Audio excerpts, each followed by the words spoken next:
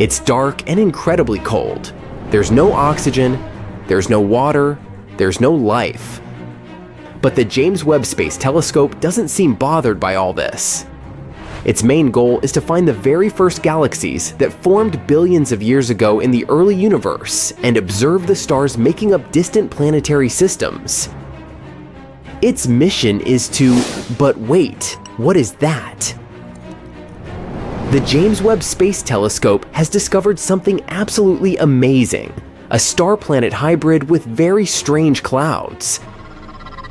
This bizarre world, called VHS 1256b, is actually a brown dwarf. Those are bigger than planets, but too small to classify as stars. They emit some light of their own and are quite hot, but their mass is simply not enough to fuse hydrogen into helium, like full-fledged stars do. Space bodies of this kind aren't actually brown. They occur in a wide variety of colors, but those are mostly invisible to the human eye.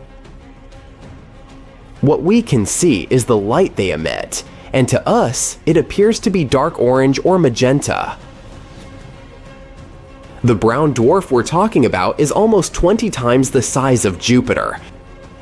It orbits 2 red dwarf stars.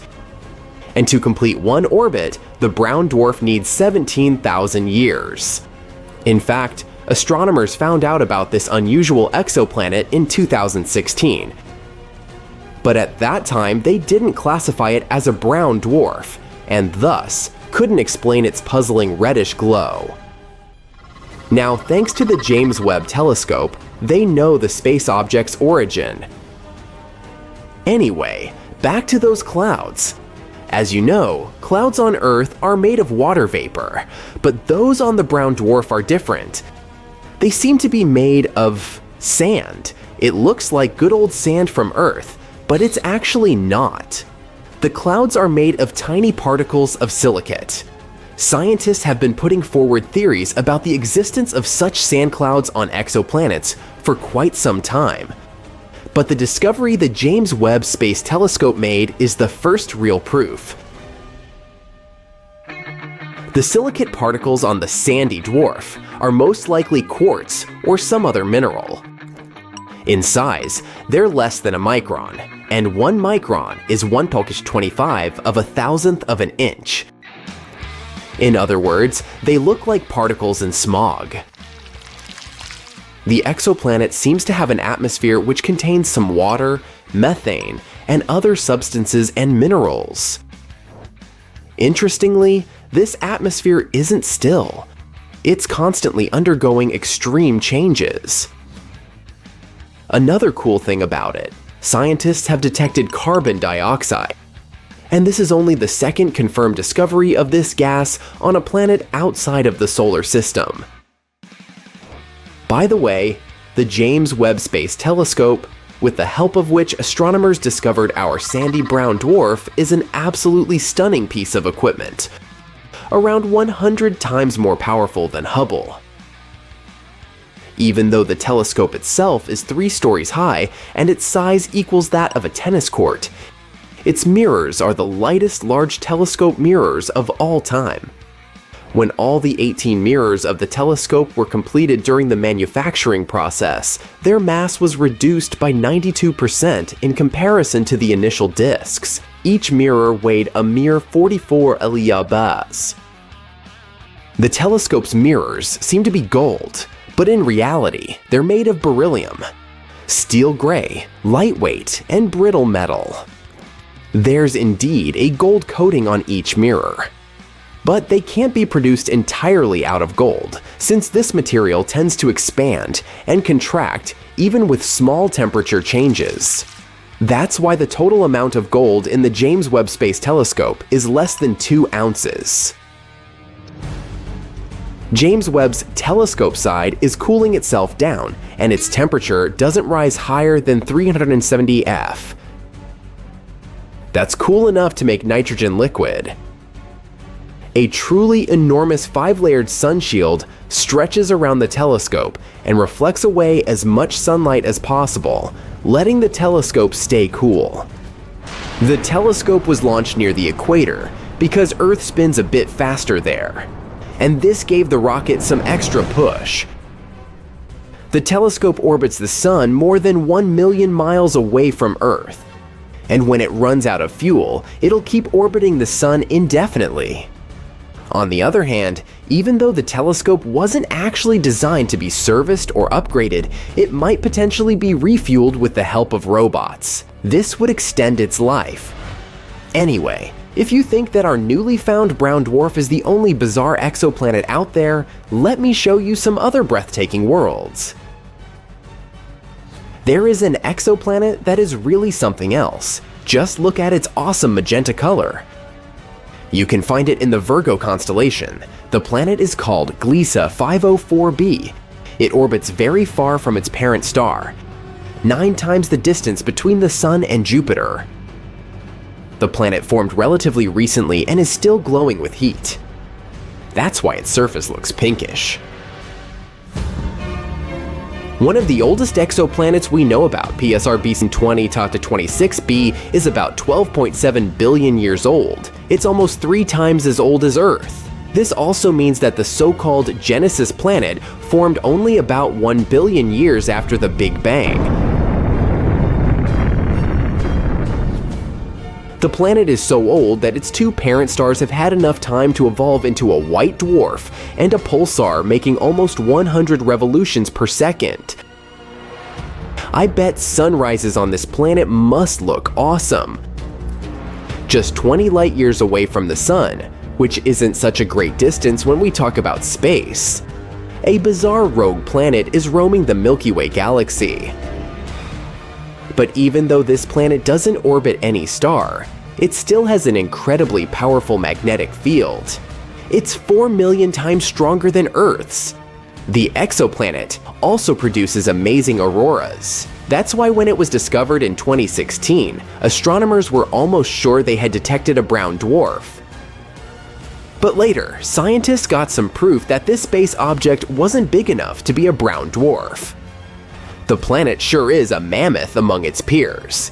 It's 1.2 times as wide as the largest planet in the solar system, Jupiter, and more than 12 times as heavy. Astronomers think the exceptionally strong magnetic field helps the planet produce auroras. But the most curious thing is that they're generated in a different way than auroras on Earth. It might be because the exoplanet's moon helps the planet create mesmerizing light shows. The next exoplanet isn't like any other. It's often called Super Saturn or Saturn on steroids. That's because JWST has a colossal system of rings. They're 640 times as large as those our Saturn has. This bizarre world is the only planet we know about that has rings similar to Saturn's. If you moved this giant to our solar system and used it to replace Saturn, its rings would look many times larger than a full moon. An exoplanet called WASP-12b munches on the light coming from its star. It's one of the darkest worlds people know about, all because its day side consumes light rather than reflects it back into space. The egg-shaped planet is giant, twice the size of Jupiter, and it traps more than 94% of the light that reaches its atmosphere. It might be the main reason for the temperatures on the surface of the planet that can rise up to 4,600 staff. The night side of the planet isn't as hot as its day side, a mere 2,200 giraffe. The difference in temperature makes water vapor and clouds gather above the surface of the planet, and from time to time, swirls of material from the planet's superheated atmosphere spill onto its star. What a view! Discovered in 2017, Kelt 9b is one of the hottest exoplanets we know of. The temperatures there can reach 7,800 AOS.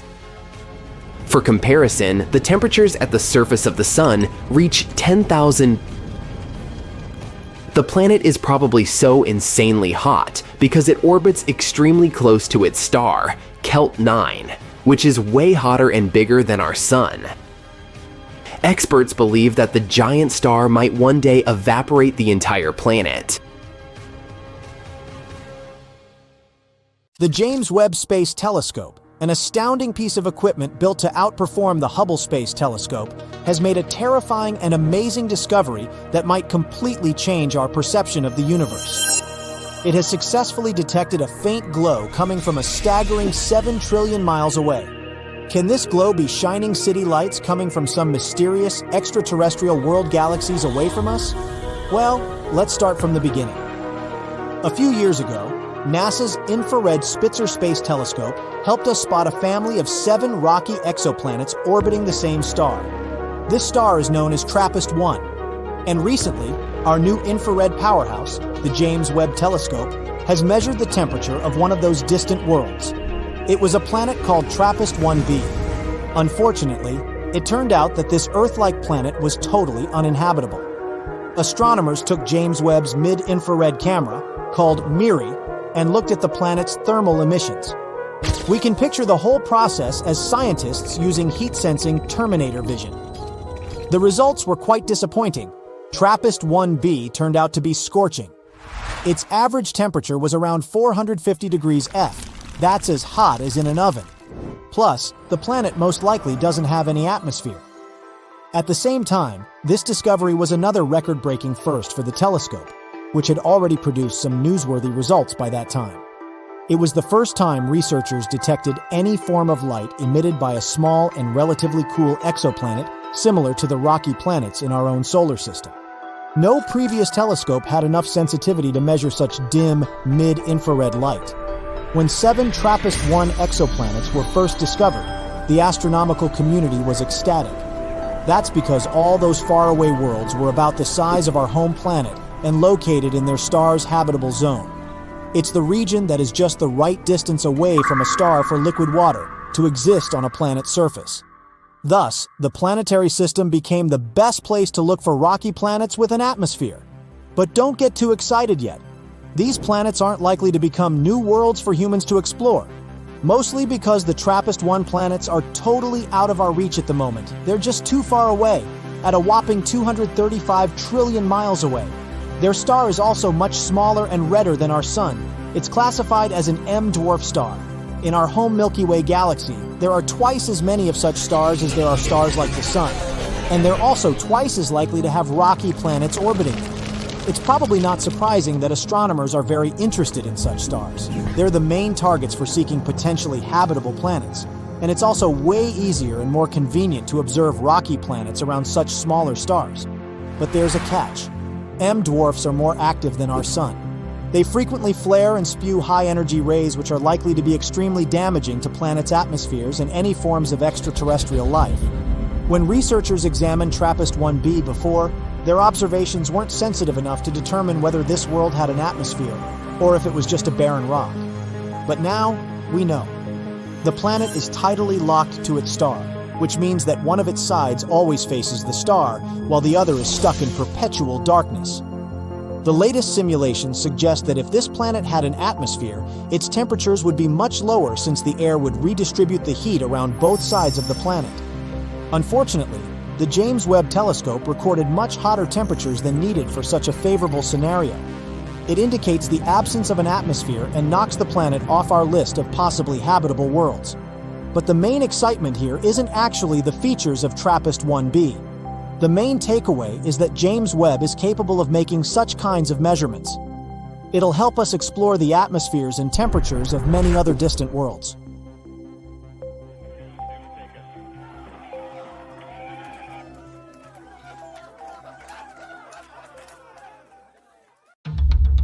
The planet races through space. Its orbit is unstable, like a pool ball gliding across the table looking for a target to collide into. Only this ball is the size of Mars, and it's going 9,000 miles per hour. Boom! It crashes into another planet. This Mars-sized object was called Theia, and what it smashed into was Earth.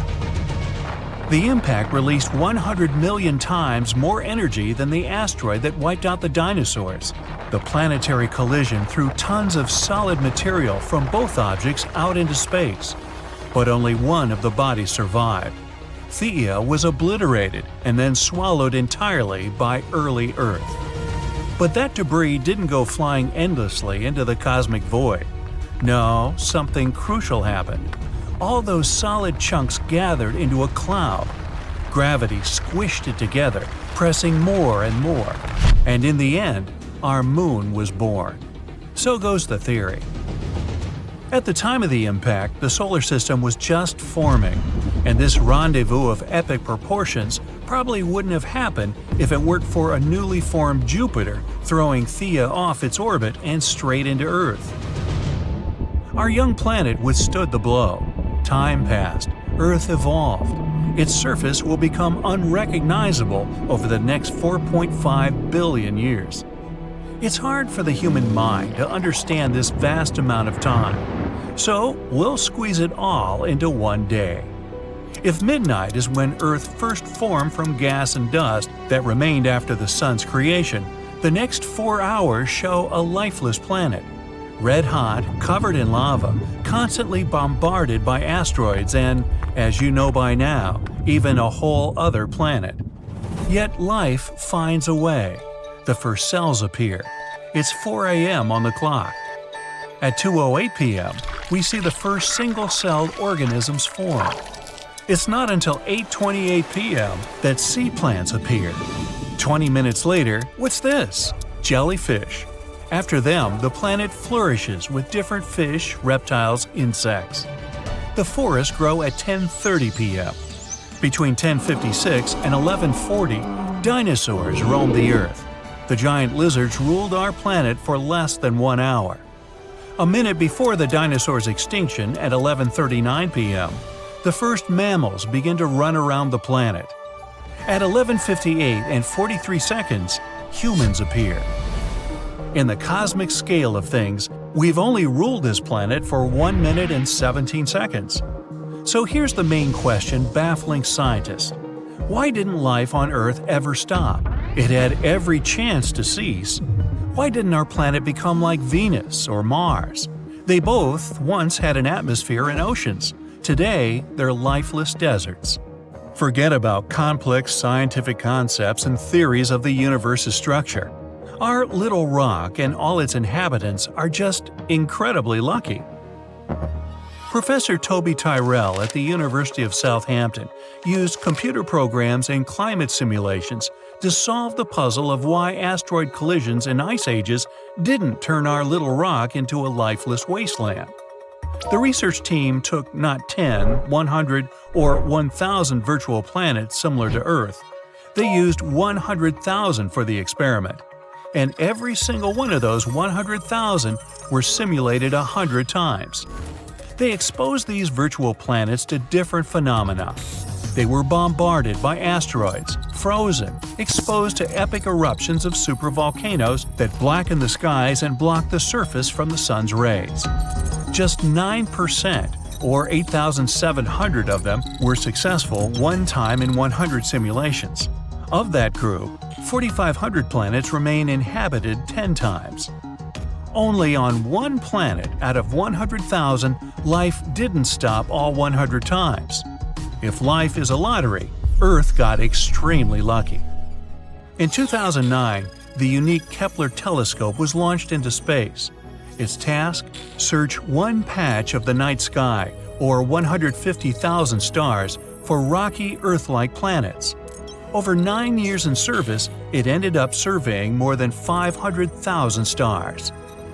In all that time, with all those observations over nearly a decade, Kepler discovered 2,600 possible Earth-like planets. The weird thing is, most of them are a type you can't find in our own solar system. They're something between the size of Earth and Neptune. But back to the real Earth. If you go far from the city and look up at the sky, you'll see an ocean of stars. If you're lucky and it's a clear night, with an unaided eye, you could count a maximum of 2,500 points of light. Yet, there are at least 100 billion stars in the Milky Way. Some estimates put the numbers of stars in the Milky Way up to 400 billion. So, where's this giant range coming from? Well, counting stars isn't exactly an easy job. Scientists obviously don't number each one individually, 1, 2, 3, and so on. You know how long it takes to count just 1 billion? Over 100 years. Now multiply that by 400. Instead, they look at small patches of space and use some complex scientific formulas to make educated guesses of how many stars there are in total. You can do a similar experiment yourself.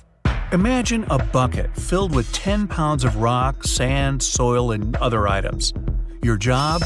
Understand how many rocks are in that mix. We'll count only those rocks that are visible to us from above. Get a rough estimate of their volume and weight, what percentage of the total we can see, and with some calculation, you can get a number. Is it exact? Nah. Why? Because you can't know if the rocks in the bucket are spread evenly throughout, or if they're all about the same size throughout. What if the ones at the bottom, if there are any, are bigger or smaller than your sample view? They could have completely different weights and volumes. That bucket is our Milky Way galaxy, and the rocks you are counting are stars. The point? Scientists can't know for sure how many stars there really are. Maybe 100 billion, or perhaps 4 times that. Of those, 4 billion are like our Sun. With our own galaxy, the most accepted estimate for planets that could potentially support life is 300 million. Though, as the tradition of scientific inexactness goes, that number could be up to 5 billion or more. Either way, lots of real estate to choose from. And that's just the Milky Way. But get this, it's just one of 200 billion galaxies in the observable universe. The most recent research puts that number 10 times higher, something like trillions of galaxies in space. And we've only studied less than 10% of them. As for how many stars there are in the universe, scientists put it at 1 septillion. That's 1 followed by 24 zeros. Again, it's all estimates because we can't know for sure. So far, one thing is clear. Our Earth is the only place in the universe that we know of where there's life. And this planet has done everything it can to change that. Over the past 540 million years, more than 20 major extinction events have occurred. The last one was 66 million years ago. Yep, it was the one that took out the dinosaurs, and 75% of all life on this planet for that matter. An object 7 miles across in diameter smashed into our planet. It was going 120 times faster than the fastest car today. Over 900,000 miles all around the impact site, everything caught fire. A huge tsunami swept across the world's oceans. Billions of tons of dust and sulfur rose into the sky and blocked the sun's warm rays. A global cooling came to Earth. A little over 200 million years ago, there was a lesser-known extinction event that wiped out half of all life on the planet. Most likely volcanoes or an asteroid strike are to blame. Other theories say the movement of tectonic plates triggered another ice age. At that time, huge crocodiles ruled the Earth. They disappeared, and new animals entered the arena of history – dinosaurs. But the worst this planet has ever seen was the Permian-Triassic event about 250 million years ago. 80% of marine life, 70% of land animals and plants – all gone. Volcanoes spewed out a colossal amount of lava where modern-day Siberia is, but it affected the entire planet. Around 445 million years ago, the dominant life form on our planet was marine invertebrates. There was only one continent, Gondwana, and plants were just starting to flourish on land. But something happened that took out 75 to 85% of all living organisms. It could have been an ice age, rising temperatures, or a more daring theory. Some think it could have been a huge star exploding 6,000 light-years from Earth. It launched a jet-like gamma-ray burst that ripped across space, and poor little Earth happened to be in its path. It burned off the ozone layer instantly. Yeah, we kinda need that thing to protect us. Case in point, no matter how much this planet, or even the universe, tries to wipe out life on Earth, which is here in the first place from unbelievable odds, life always finds a way.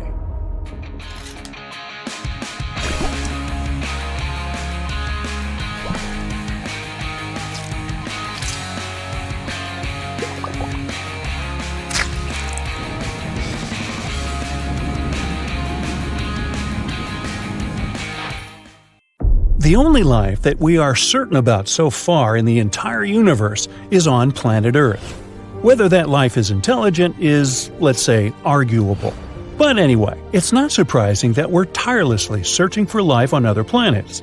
So far, they've discovered more than 4,000 of them. But what's even cooler? NASA has compiled a new list of 24 planets that aren't just Earth-like, they're better. The conditions on them are so good that they're more comfortable than on our planet. So let's examine some of them. KOI 5715.01. Let's be coy, shall we? This wonderful planet is in the constellation Cygnus. And why is it so wonderful?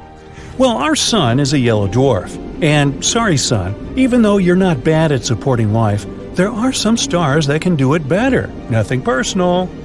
The planet KOI 5715.01 orbits near an orange dwarf. Orange dwarfs are stars slightly smaller than our sun and have a little lower luminosity. Did you like the alliteration there? Anyway, don't worry, it doesn't mean we're going to live in complete darkness. In fact, if the planet is found closer to the sun and it has a thicker atmosphere, it may even be lighter and more colorful than on Earth. Now, our sun has a very short lifespan. Right now, it has 7 to 8 billion years left to live, a little longer than Earth's age. But orange dwarfs can live from 45 to 70 billion years. This is great not only because we'll be able to hang out on this planet longer, but also because the planets around these stars have more time to form life. Now, ideally, we would need to find a planet next to an orange dwarf that is about 7 billion years old. It's very likely there will be at least some organisms there. KOI 5715.01 is about 5.5 billion years old. Yeah, it may not seem mature enough, but that's okay, neither do I. Our Earth is a billion years younger, and that didn't stop us. The planet is quite close to its star and is in a habitable zone. 1 year there lasts 190 days. Imagine going to elementary school and already getting a driver's license. It's almost 2 times larger than the Earth. The average temperature there is 52 degrees Fahrenheit, which is slightly less than ours, 57. But it mostly feels warmer there because strong gravity helps it hold on to heat in the atmosphere longer. It's a little too far away though, like 3,000 light-years from Earth, which is about 18 quadrillion miles. Yep, better bring a really big lunch with you. KOI 3010.01. This planet is found next to the star KOI 2010. This planet sounds like a very pleasant world. The average temperature on this planet is 67 degrees, so a little warmer than ours. But that's a good thing. Scientists believe that on a perfect planet, the temperature should be just about 10 degrees hotter than on Earth. The more heat there is on the planet, the more comfortable it is to live there. Also, the higher chances of developing life. The radius of this planet is nearly 1.5 times larger than Earth. There's some atmosphere, although we're not yet sure about its composition, but it's probably like the Earth's. Scientists think that we'll find an ocean there, and it can cover up to 60% of the surface, which is also cool. In a perfect world, water and land should be distributed more evenly than on our planet. A little more land means a little more territory and resources, right? But listen, this planet is actually very similar to the Earth. The semblance is so striking that scientists believe we have an 84% chance to find life there. Of course, not necessarily an intelligent life, but at least some animals. Wouldn't that be cool? Now, what do you think they could look like? Very Earth-like planet, but with stronger gravity. Well, if someone lives there, they're probably big but have a small height and strong little legs. Sounds adorable and scary. But we won't be able to find out the truth anytime soon. So far, for us, these planets are microscopic dots in space. We only have some dry, boring data about them and don't even know what they look like. We'll have to wait until we can find a way to get closer to these planets. Kepler 186f. This is also one of the best candidates for having life. This rather cute planet was nicknamed the Earth's cousin because it does have a strong resemblance. Anyway, these two planets are like sisters, not twins. Kepler 186f rotates near a red dwarf. Red dwarfs are stars even dimmer and smaller than orange dwarfs. Yeah, they'll also live for a very, very long time, but their luminosity is also quite low. However, Kepler 186f is closer to its star than we're to our Sun, so it shouldn't be too dark there. Well, at least not night-like dark. The sky on this planet is sure to be an unusual shade of red, like sunsets on Earth. What do you think? Would you like to live on a planet with an eternal sunset? The size of this planet is about the same as Earth. Not bad, not perfect. Why so? Because the coolest planets are those that are bigger than Earth and have stronger gravity. Now you'll probably say, but wouldn't it be harder to walk there and even harder to get out of bed on Monday? Of course. But on the other hand, this planet will pull the atmosphere better. The atmosphere will be thicker and denser. This means more protection from the scary space stuff, more oxygen, and more heat. Not to mention the fact that the bigger planets have more space to settle. Awesome, right? But of course, the Earth's size is also an excellent choice. Another cool fact is that the tilt of Kepler 186f is about the same as ours. It means that there should be stable seasons and a normal day-night cycle. Do you know how important the tilt of the planet is? Let's look at Mars.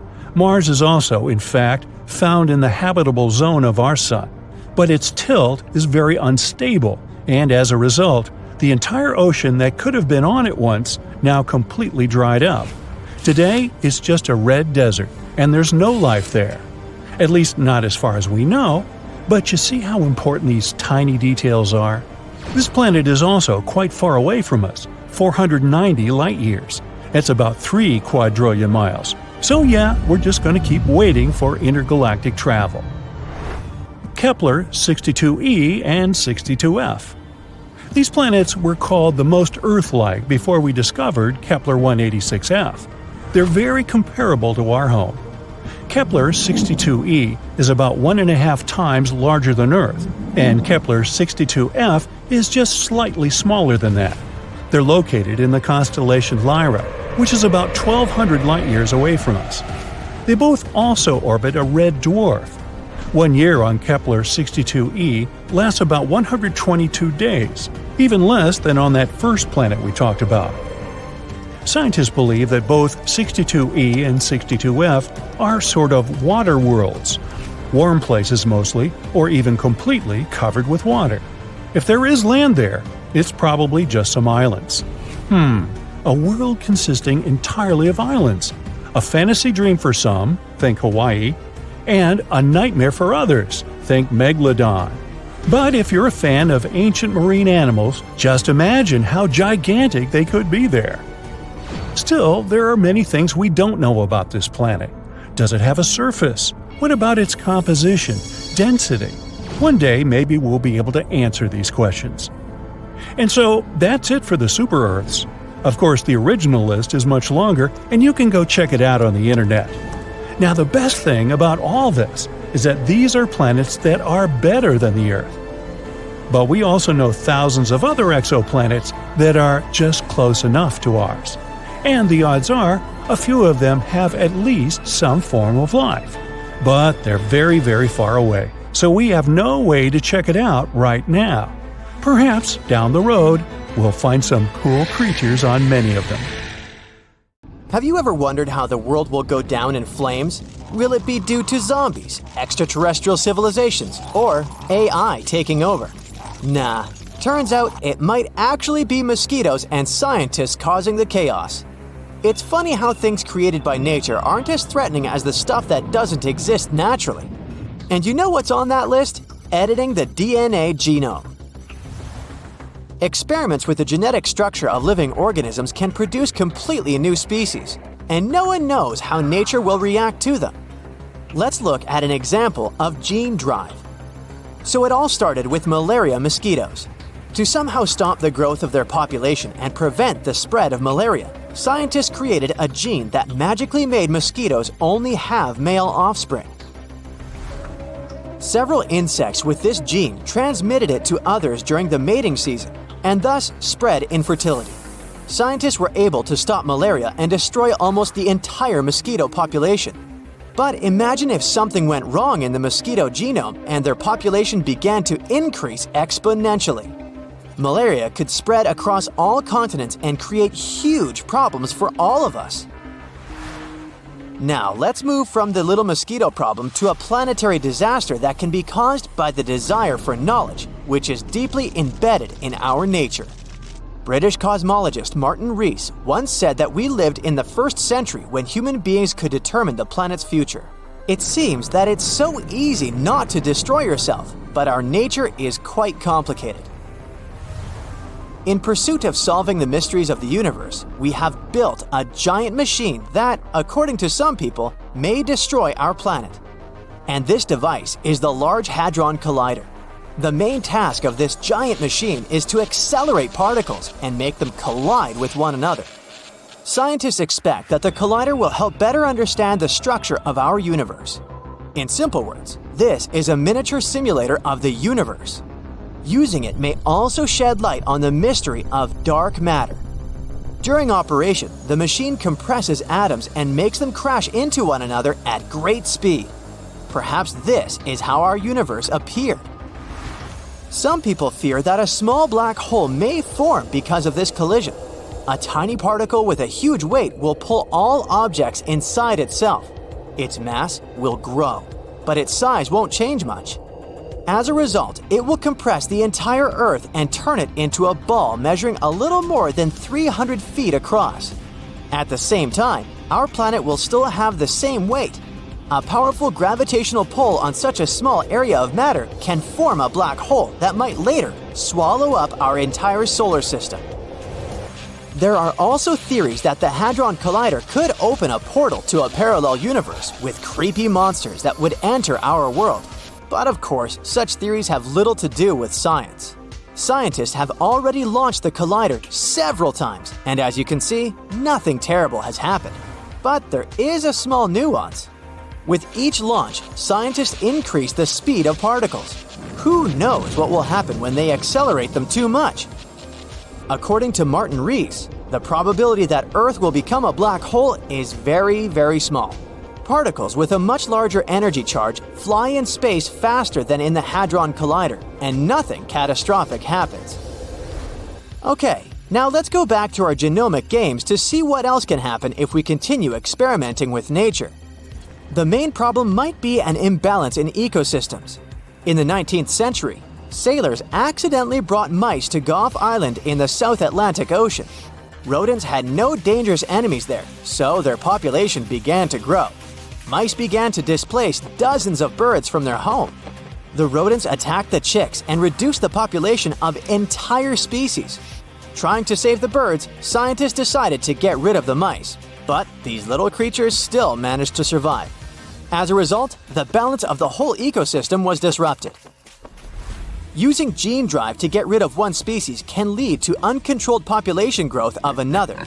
Imagine that malaria mosquitoes controlled the population of some flies. And what would happen if these flies lost their main natural enemy? The population of these flies would start destroying other species, and it would begin a chain of destructive events. All this suggests that playing with things that don't exist in nature is very dangerous. We worry a lot about how artificial intelligence can take over the world and eliminate us. Still, at the same time, we don't pay attention to our actions. Genome editing can lead to positive consequences, such as the appearance of healthier people, and destructive ones, like the creation of artificial bacteria that can cause serious health problems. In general, destroying other species is a trait inherent in humans. Because of our actions, many animals have disappeared from the face of the earth. Moreover, we even destroy each other. Such aggressive behavior is our nature. And artificial intelligence doesn't have anthropomorphic properties. Its logic may be completely different from ours, and instead of destroying people, it might strive to save them. And we have something to save us from. Remember the giant asteroid that erased more than half of the living creatures on Earth? The fall of the space rock caused a massive blast wave, a tsunami, earthquakes, and dust clouds that covered the sun. Dinosaurs and other animals couldn't survive in such conditions. But what if something similar happens these days? Fortunately, we're better prepared than dinosaurs. Firstly, we have the technology to track giant meteorites and calculate their trajectory. and artificial intelligence can also help us with this. Secondly, we can destroy an asteroid before it reaches us. Several powerful rockets will quickly deal with any space rock and turn it into cosmic dust. Moreover, we will know in advance about its approach. But suppose that a huge stone the size of dozens of Everests will fly towards us. In that case, humanity should hurry with Mars colonization. But don't worry. Observing the sky shows that large asteroids capable of causing severe damage to our planet are moving in a different direction. The most giant known asteroid that could collide with Earth might do so in 2088. The probability that it will fall on our planet is 1 in 50,000, so you shouldn't have to worry about threats from outer space. What lies in the bowels of our planet is much more dangerous. Millions of tons of magma and hot gases can burst to the surface through destructive volcanic eruptions. More than 70,000 years ago, a large-scale eruption threw a tremendous amount of ash into the air, which then floated in the atmosphere in the form of a giant gray cloud for a long time. As a result, Earth's surface cooled down by several degrees, which led to one of the most massive extinctions in the history of our planet. Some eruptions happen not only inside volcanoes. There's such a thing as flood basalt. A colossal magma bubble accumulates under a vast area and begins to seep through faults in different parts. Magma slowly goes out there for many years and destroys all living things around. And the worst thing about this situation is that we can't do anything about it. Humanity has learned to track meteorites in space, but we're still not good at predicting a volcano's behavior. Even if we find out that some giant rock will wake up in the next 6 months, there's nothing we can do about that. We won't be able to prevent an eruption. All we can do is evacuate people from dangerous territory. We have no protection against earthquakes, and even more so, we can't stop the emission of ash into the atmosphere. It's possible that artificial intelligence will help us with this in the future, but right now, we're powerless. As you can see, there are several options for the end of the world for humanity, and they're all slightly different from those imposed by pop culture and the media. In the end, is it right to look for threats from space or artificial intelligence?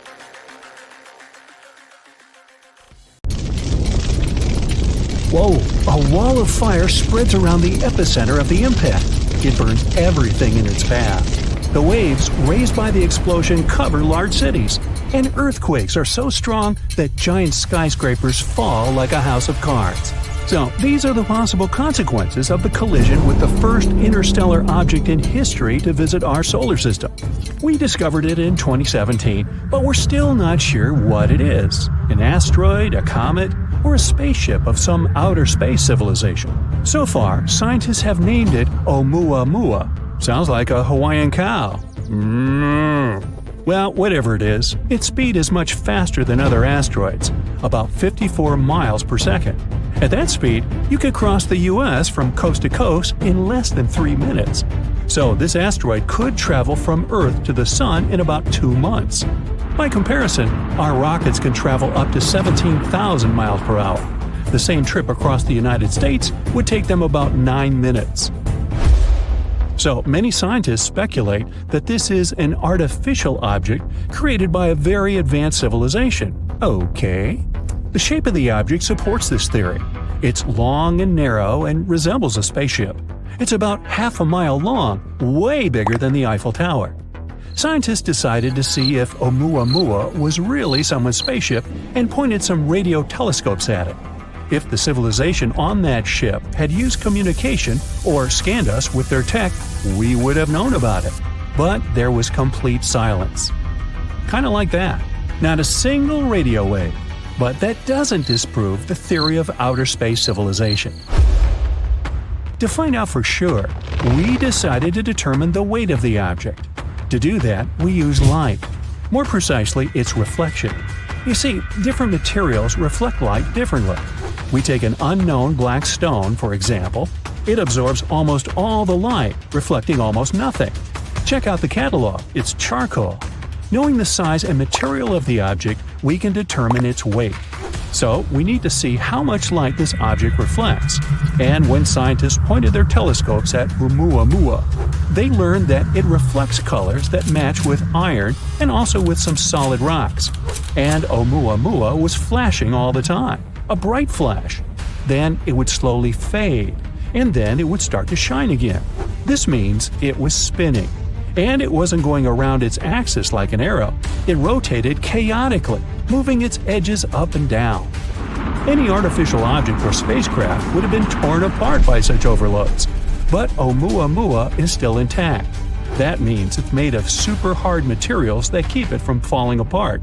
And it's not hollow like a spaceship. It's one solid body. Hey, like me. The astounding speed of this object makes it pretty mysterious.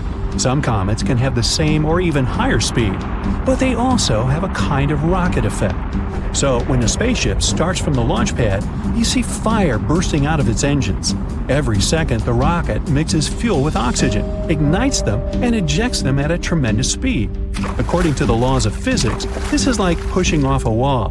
The rocket sort of jumps up from the combustion gases it throws down. That's how the rocket creates thrust and accelerates. Comets work on a similar principle.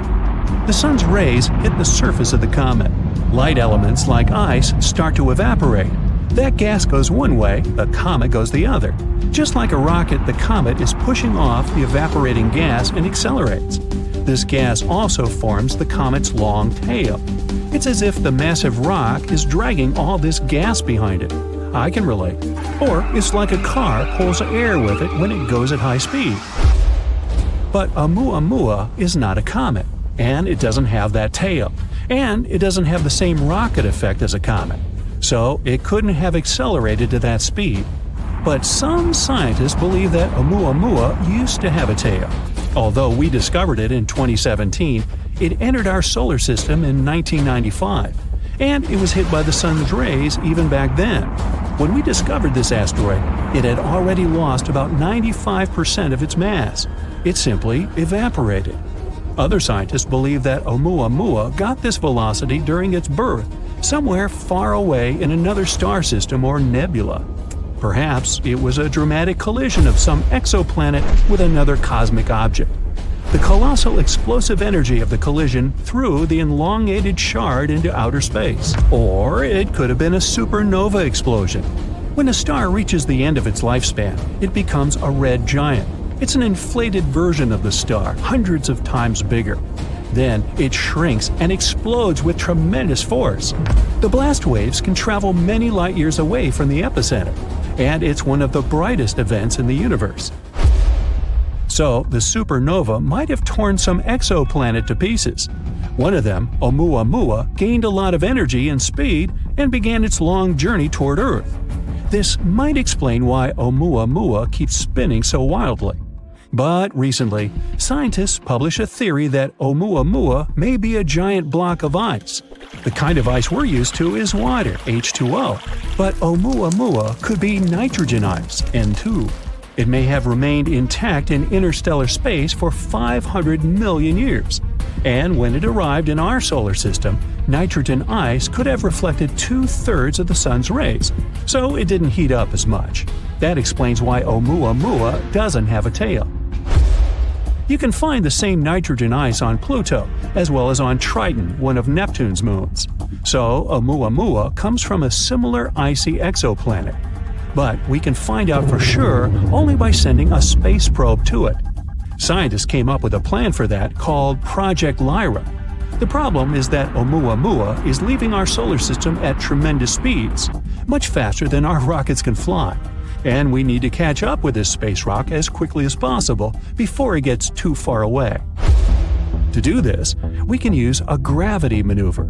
First, the space probe makes a flyby of Jupiter. It passes close to it to take advantage of its gravity to accelerate. After that, the probe will head towards the Sun, and it'll fly around it as close as possible to fire like a catapult towards the space rock. The second option for reaching the asteroid is to use microprobes. We have to launch about 1,000 of them into orbit. They should be no heavier than a match. Each of them will have a light sail the size of a boxing ring. Then we'll focus a powerful laser beam from the ground onto this sail.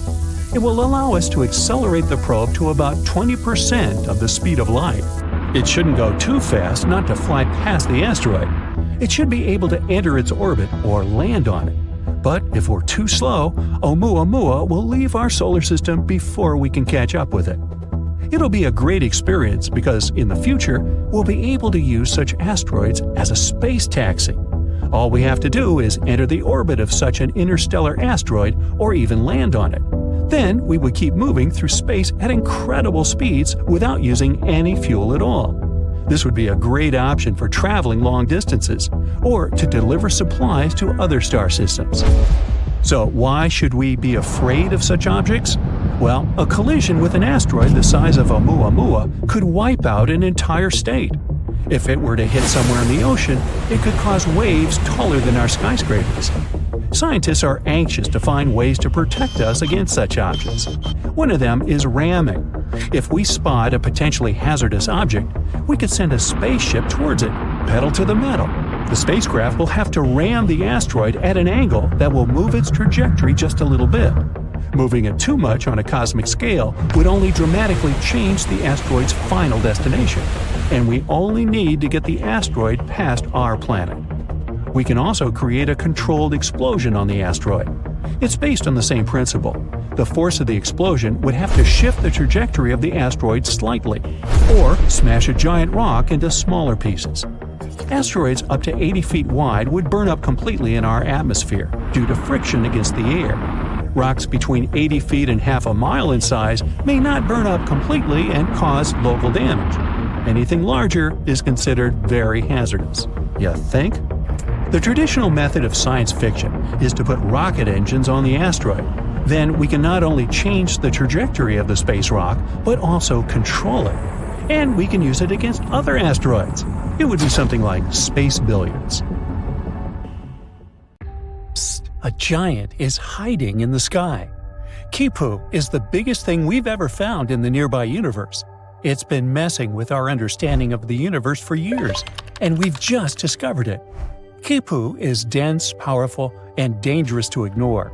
If we don't understand structures like this, we might be reading the universe completely wrong. So, what exactly is it? It's not a solid object like a planet or a star, and it's not a single thing. It's a superstructure, basically an entire region of the universe, a tangled mess of matter spanning a huge amount of space stitched together by gravity. Quipu is made up of an enormous web of galaxies, galaxy clusters or giant groups of galaxies, gas and dark matter. It's like a superhighway, with galaxy clusters being the cities, filaments being the roads, and dark matter being the invisible infrastructure holding it all together. This giant stretches across 1.3 billion light-years. That means if you traveled at the speed of light, it would still take you 1,003,000,000 years just to cross it. Quipu also holds 200 quadrillion solar masses, even though it only takes up 13% of the observable universe. The name Quipu comes from the Incan system of knotted cords used to record things, called quipus. It was like a writing system. In that system, each knot, color, and twist told a story, numbers, taxes, harvests, and so on. So, when astronomers saw this colossal structure in space, long, tangled, and branching like space cords, they named it after this language of knots. Plus, the shape of the space reminded scientists of those threads. There's a long central filament, and the smaller ones are branching off the sides. What's even more fascinating, Quipu isn't alone. When scientists mapped this part of the universe, they found 5 of these massive structures. They aren't just sitting there either. They formed over billions of years through gravity slowly pulling matter together. All told, all those giants hold nearly half of all the galaxy clusters in that region, 30% of all the galaxies, and a quarter of all the matter in the observable universe. The team that found Quipu used a clever trick. They searched for X-rays coming from galaxy clusters. These clusters aren't just full of galaxies. They're also filled with superhot gas. That gas is so hot it glows in X-ray light, which we can't see with our eyes, but special telescopes can. If there's a lot of that X-ray glow, it means there's a huge amount of matter, galaxies, gas, and dark matter all pulled together by gravity. That's where the densest, most crowded areas of the universe are. So, by following the X-ray glow, the scientists could draw a map showing where the biggest cosmic structures like Quipu were hiding. Why does any of this matter? Because these megastructures mess with everything. First of all, they warp the cosmic microwave background, the ancient light left over from the Big Bang. It's a faint glow of light that fills the entire universe. After the Big Bang happened and our world was created, it emitted its very first light and signals that still haven't completely weakened yet. The leftover radiation is still coming to us, even after 13.8 billion years. By studying this ancient light, scientists can learn what the early universe looked like, and Quipu ruins it for us. These megastructures hold so much gravity that they bend and distort this ancient light as it passes through them. That's called the integrated Sachs-Wolf effect. These warps add noise to the original signal, and now it's harder for us to get a proper, clearer understanding of what the baby universe looked like and how it expanded. They also mess with the Hubble constant. The universe is constantly expanding, and the Hubble constant tells us how fast it's growing. In other words, how quickly galaxies are moving apart from each other. But giant things in space, like Quipu, have so much gravity that they pull nearby galaxies toward them, messing up the way those galaxies move. This makes it harder for scientists to measure the universe's true speed of expansion. They can't tell if a galaxy is moving because of the universe growing or just because it's being pulled by something huge nearby. And finally, there's gravitational lensing. Light in space travels constantly, but it doesn't always follow a straight line. If the space gets distorted, like by gravity, then the light traveling through the space will get bent and distorted too. Gravitational lensing is when light from faraway galaxies gets bent because it passes by something supermassive, like Quipu here. That huge gravity pulls on the light, like how a heavy ball can bend a sheet. And since light delivers information to us, literally makes us see what things look like, this bending distorts how we see galaxies. The images of galaxies end up looking stretched, brighter, or we can even find an entire galaxy in the wrong place. It's like looking at our universe through a warped magnifying glass. If we're not careful, we could misread those distortions and get the wrong idea about what our world looks like. Luckily, we didn't just drop these mysterious superstructures out of nowhere. Astronomers suspected that something like that should be out there. They just didn't know for sure. Our best model for the universe is called Lambda CDM. It says, universe started with the Big Bang, is still expanding, and is mostly made of mysterious stuff, dark energy, and cold dark matter, the CDM part. We can't see or touch these things, but we know they exist, because if they didn't, our universe would literally break apart. This model matches what we do see, like galaxies forming, how stars move, and the overall shape of the universe. So even if some puzzle pieces by themselves are still a mystery, they match the actual picture. And this model actually predicted things like Quipu. When scientists ran simulations using that model, they saw similar structures forming, giant cosmic webs of galaxies tied together by gravity. Quipu matched those predictions in real life.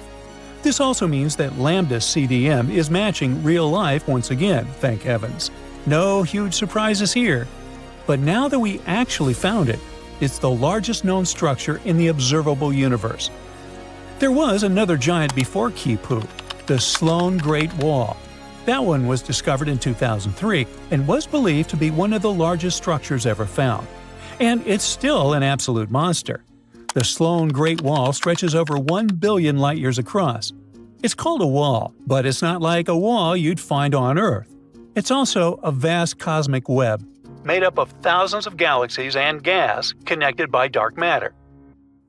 What makes both Quipu and the Sloan Great Wall so surprising is that they literally seem too big to exist. According to the Lambda CDM model, structures that huge shouldn't be common, especially at the time they formed. How did these giants form so fast in a universe that's supposed to be growing, expanding, and smoothing over time? And if we keep finding more of them, that would be completely insane. It could mean there's something deeper going on in the way our world is built. It's all part of our crazy Copernican journey, A long series of discoveries where we just keep getting humbled by the universe. Every time we find something like this, we realize even more how we're not the center of everything. First, we learned the Earth wasn't the center of the solar system. Then we found that the solar system is just one speck in a galaxy. Now, even galaxy superclusters, which we believe to be the biggest, are being dwarfed by structures like Quipu and the Sloan Great Wall. But also, these structures won't last forever. Quipu is temporary. Over billions of years, gravity will tear it apart, breaking it into smaller pieces. Some parts will collapse into tighter clusters, others will drift apart.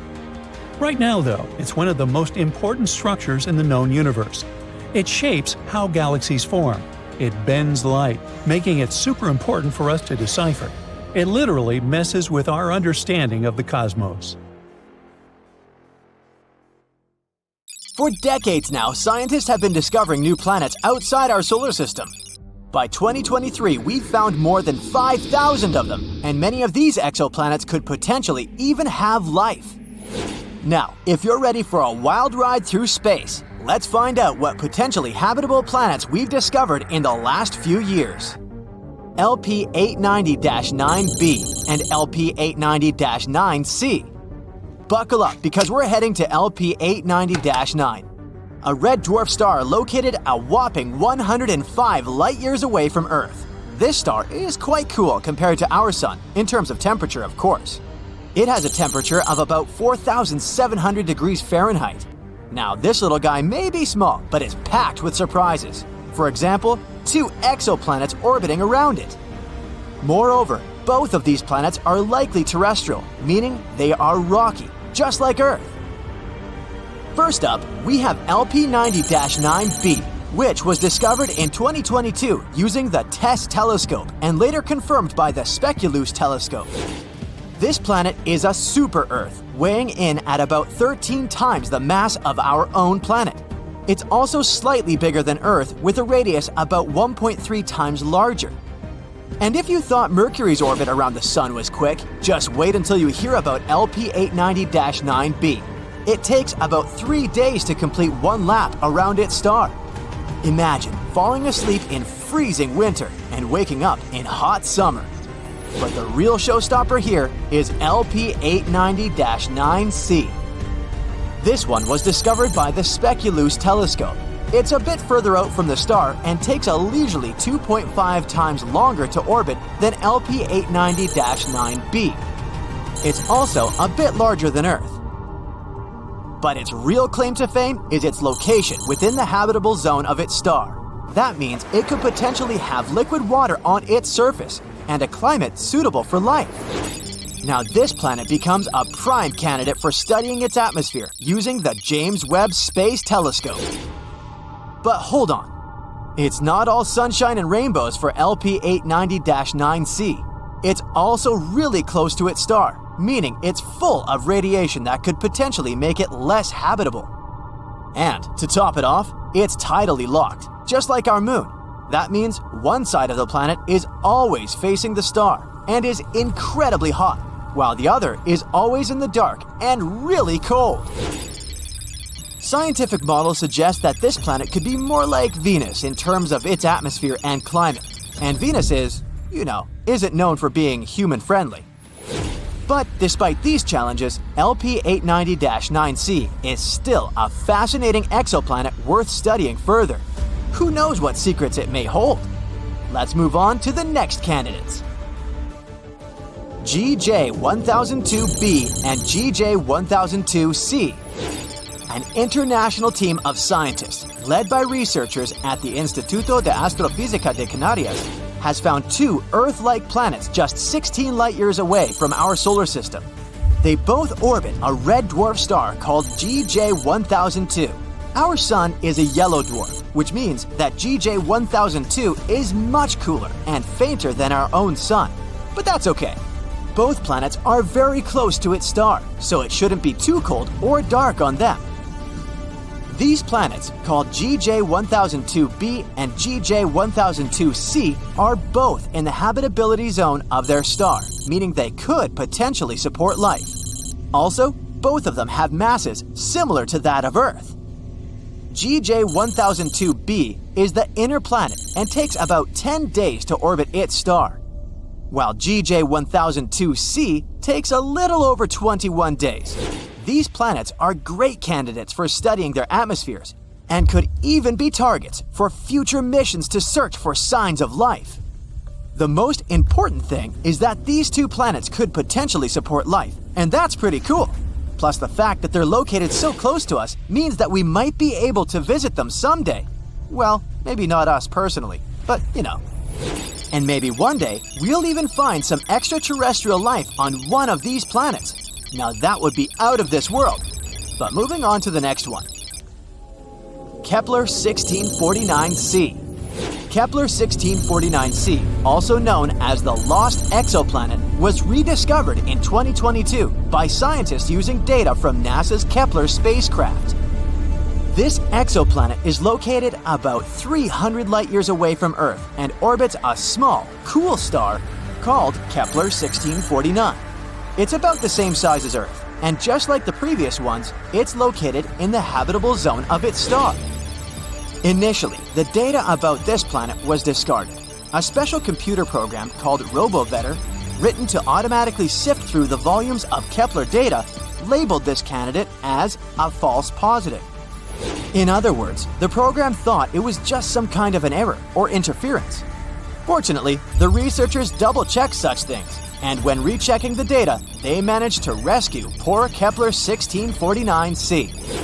Now we know that this is a terrestrial planet just like Earth, and if it really does contain water, there could even be life there. But don't pack your bags just yet. There are still many unknowns about Kepler 1649c. For example, we don't know what its atmosphere is like or what kind of surface it has. It's also possible that the planet is tidally locked, just like LP 890-9c. That would be, unpleasant. That's why Kepler 1649c is definitely worth further study. Maybe it turns out to be a perfect place for us to set up a vacation home in the future. Just make sure to bring plenty of sunscreen since the planet is pretty close to its star and things could get pretty toasty.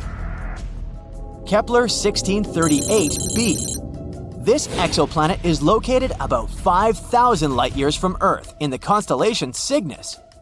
It's also located in the habitable zone of its star. It was discovered in 2020 by the Kepler spacecraft through the process called transiting. They basically take a bunch of photos of the star at different times. After that, the programs analyze these photos and look for small spots and dots on them. These tiny dips in brightness may mean that a planet was passing by the star. Kepler 1638b is a bit of an oddball compared to most exoplanets we've found so far. It's about 4 times the mass of Earth and has a radius about 2 times that of Earth, making it a super-Earth exoplanet. Its orbital period is about 260 days, which is quite close to our Earth, and that's great. Finally, at least somewhere, winter and summer will flow normally. Kepler 1638b could have some liquid water there. That's why it's also a good candidate for further study, to see if it could potentially support life. Let's hope that we'll find out more about this planet in the future. And finally, the last one. Kepler 438b. Kepler 438b is an exoplanet located approximately 640 light-years away from Earth in the constellation Lyra. It was discovered in 2015 by the Kepler Space Telescope. One of the most interesting things about Kepler 438b is its size and location. It's about the same size as Earth and also orbits within the habitable zone of its star. But there are a few catches. For one, Kepler 438b orbits around a red dwarf star, which are known for their high levels of solar radiation and flare-ups. This could make the surface of the planet too hostile for life as we know it. In addition, Kepler 438b has a much shorter year, only around 35 Earth days long. This could lead to extreme temperature fluctuations on the planet's surface, but maybe it's home to some hardy extraterrestrial life forms that have adapted to its unique conditions. Or maybe not.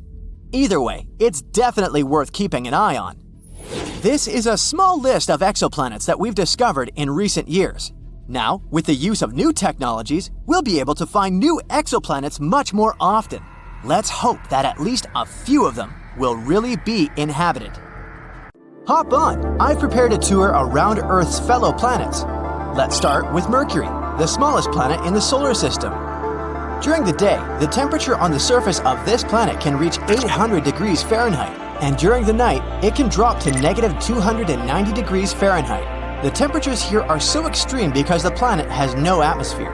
Instead of it, Mercury has a thin exosphere. That's one of the reasons why Mercury is not habitable.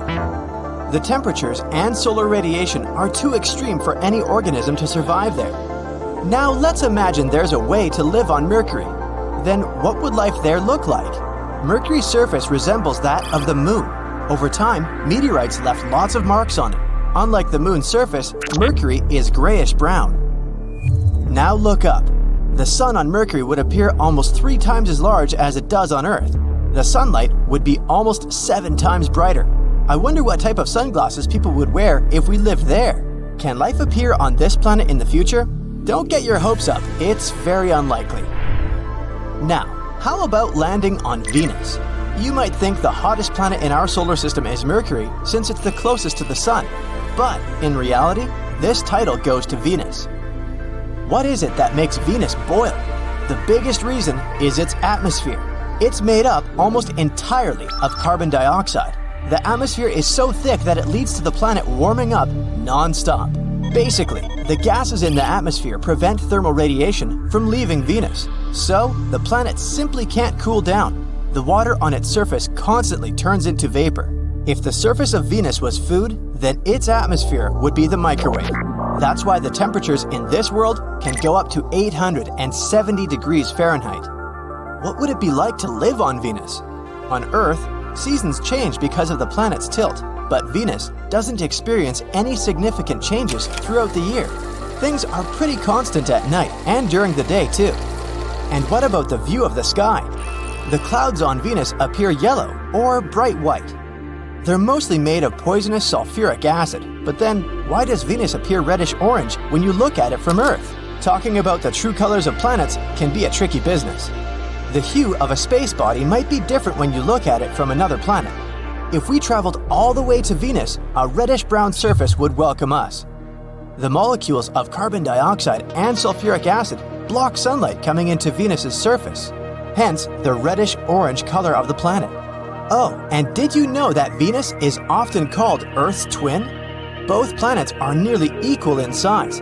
Both have relatively young surfaces and thick atmospheres with clouds.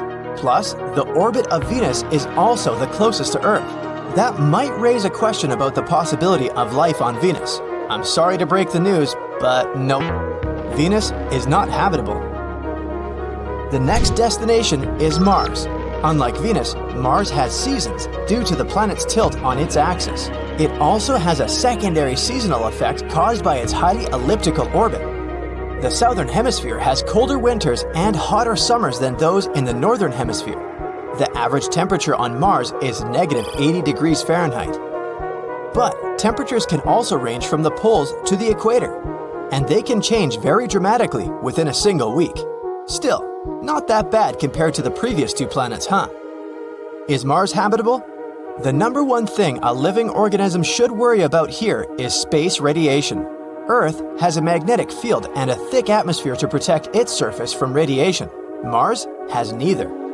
The planet's gravity is 1/3 of Earth's. So, weaker gravity and a thinner atmosphere make it harder for any living being to survive on the red planet. In 2013, NASA reported an ancient freshwater lake that could have been a hospitable environment for microbial life. This is evidence now that liquid water once flowed on Mars. This confirmation suggests that Mars could have had the necessary environment to support life. But what happened to the water on Mars? The most popular explanation is that the planet's atmosphere became too thin and cold to keep liquid water on Mars's surface. The disappearance of water might also be related to the loss of early magnetic fields. Or the reason might be the red planet's size. Mars is probably too small to keep water. So, for now, Mars is not habitable. But, scientists keep sending missions to Mars. maybe they'll find some new information. Let's wait and see. Now, Jupiter. Have you ever wondered what it might be like to live on the biggest planet in our solar system? Jupiter's environment is an unlikely place to support life. The temperatures on this planet and its composition are too extreme for any organisms to appear there. Jupiter has layers of gas, mostly hydrogen and helium. These gases fill the entire planet. Quite literally, there is no solid surface on the planet. Gases go all the way to the core, below the surface. They become liquid and turn into plasma because the atmospheric pressure there is way more intense than any place on Earth. To put it into perspective, an organism on Jupiter has to resist 1,000 times more atmospheric pressure than it would on Earth. Can a living being survive in such conditions? Unlikely. Jupiter is completely uninhabitable. But hey, have you heard that its moon Europa might be a possible habitable zone? Change of scenery. Saturn. It's the second largest planet in our solar system. Like Jupiter, Saturn is a gas giant ball mainly consisting of hydrogen and helium. What about temperatures on Saturn? It's freezing. Plus, there are extremely powerful winds there. The winds in Saturn's upper atmosphere reach the speed of 1,600 feet per second. Let's compare them to storms on Earth to have a better understanding. The strongest hurricane ever recorded on Earth was moving at 350 feet per second. So the answer to the question, is there life on Saturn? Seems pretty obvious. Life, as we understand it, doesn't exist there. The next stop is Uranus, one of the largest ice giants. Uranus's atmosphere is dominated by ice, but it's not the only reason that causes the planet's blue color. It's also the methane in the atmosphere. It absorbs red light and reflects blue. The same goes for Neptune. Uranus is the coldest planet in the solar system. The temperatures there can be as low as -371 degrees Fahrenheit. Life on Earth needs sunlight to get energy, but there's nothing on Uranus that can produce any energy for life forms to thrive. The bottom line is Uranus doesn't have the environment to sustain life. Heading for Neptune, the second ice giant. What is there on the planet furthest from the sun? Obviously, it's incredibly chilly. There's neither a source of energy that bacterial life can exploit, nor a source of liquid water. Currently, scientists believe it's unlikely to find life on Neptune because of such unfriendly conditions. So, what makes our planet so livable? And I'm not just talking about human life, I mean any living organisms, even microbes. Life requires very special conditions to exist.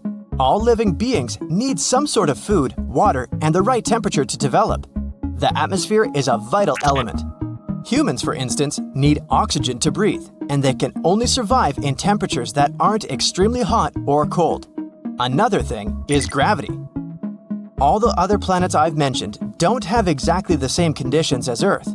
Life there would probably be different than what we have here. All living beings on Earth have adapted to our atmosphere, and life forms elsewhere would need to be able to survive in that planet's conditions. It's been more than a year since the James Webb Telescope, which had taken over 20 years to complete, was launched. And for such a relatively short time, the ultra-modern and most powerful in history piece of equipment has already made plenty of discoveries. By observing the universe at infrared wavelength, James Webb lets us see things no other telescope has ever shown before. The primary goal of this incredible piece of equipment is to study the formation of galaxies and stars that appeared in the early universe.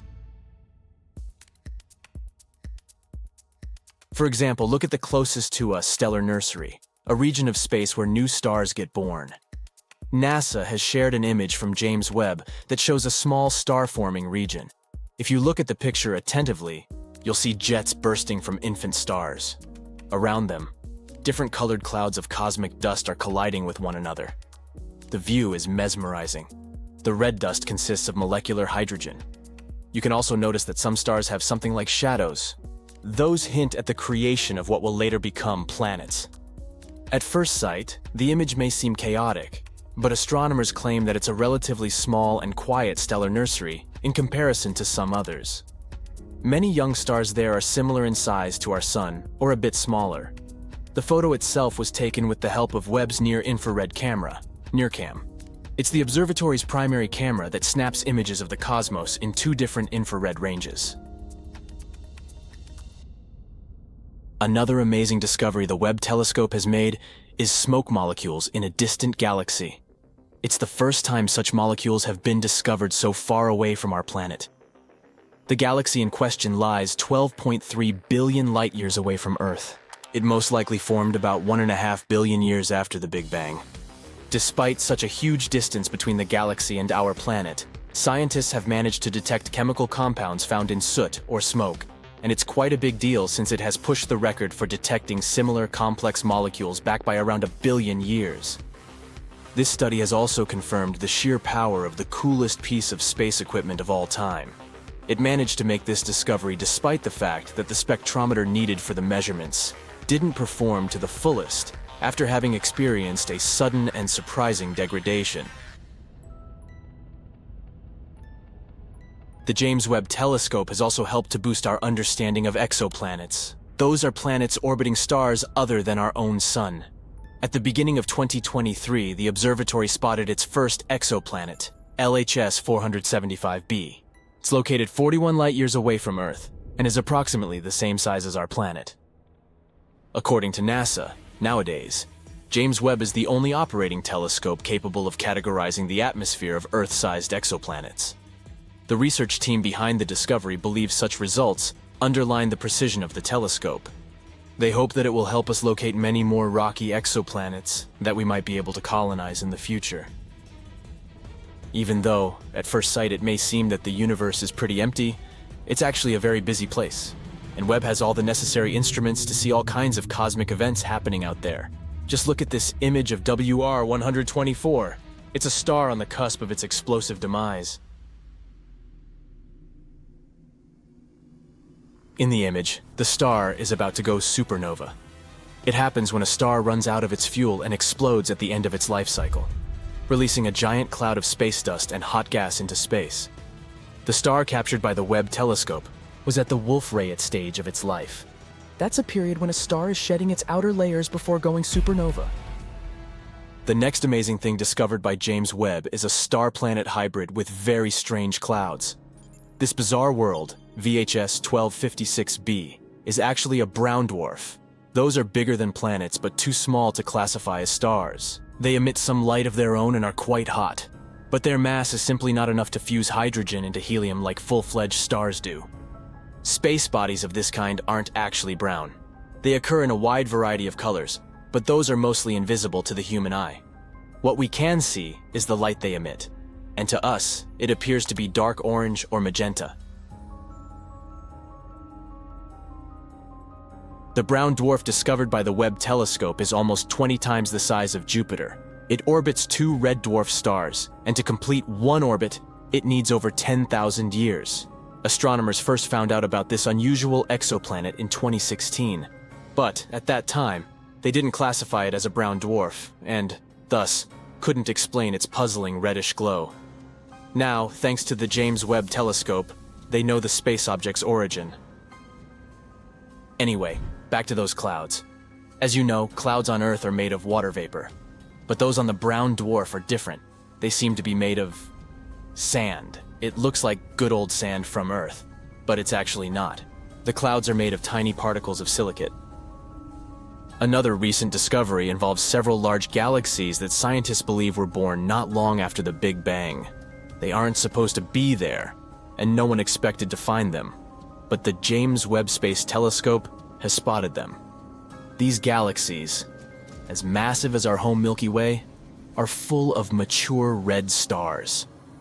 Astronomers have analyzed the light coming from them and estimated their age 500 to 700 million years after the Big Bang. It means that they came into being when our universe was very young, almost a baby. But the most bizarre thing about these galaxies is their tremendous size and the age of the stars dwelling there. The data received by the telescope don't coincide with the existing ideas about what the universe looked like and how it evolved in its early years. It also doesn't match the earlier observations made by Hubble. And here, James Webb has captured a distant region of space in unprecedented detail. This section of space is known as Pandora's cluster. In the image, you can see three massive clusters of galaxies coming together and forming a megacluster. The combined mass of these clusters acts as a powerful gravitational lens. And thanks to this natural magnification effect, scientists can see other galaxies in the region. Astronomers claim that the most recent image of Pandora's cluster is stronger and deeper than they have ever seen. James Webb has also managed to spot thousands of young stars never seen before in the Tarantula Nebula. This space formation got its nickname because of the appearance of dusty filaments spotted in previous images. It's the biggest star-forming region in the local group, which includes the galaxies nearest to the Milky Way. The Webb telescope's images have helped to shed light on the composition of the Tarantula Nebula. The telescope has also detected protostars, infant stars in the process of gaining mass. Astronomers expect that these protostars will eventually form and shape the nebula further. Among other discoveries made by the James Webb Telescope, you can see the birth of 50 distant stars. Some of them power protoplanetary disks, which might later form solar systems light years away from our own. Here's one more image from James Webb. You can see a supermassive black hole that has a mass of 9 billion suns. It's so ginormous and ancient that scientists are struggling to explain its existence. Astronomers have also discovered a distant ring of dust, rock, and gas that contains a chemical called methylcation. It's known as a molecular building block of life, and it makes most of the organic material on our planet. James Webb helped researchers see powerful sandstorms on a planet 235 trillion miles away. Astronomers were happy to discover this treasure chest of countless tiny sand particles.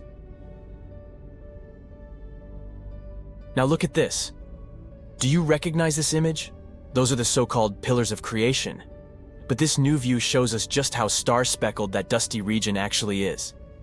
You can compare the new photo with the one taken by Hubble in 2014. This is astonishing proof of scientific progress.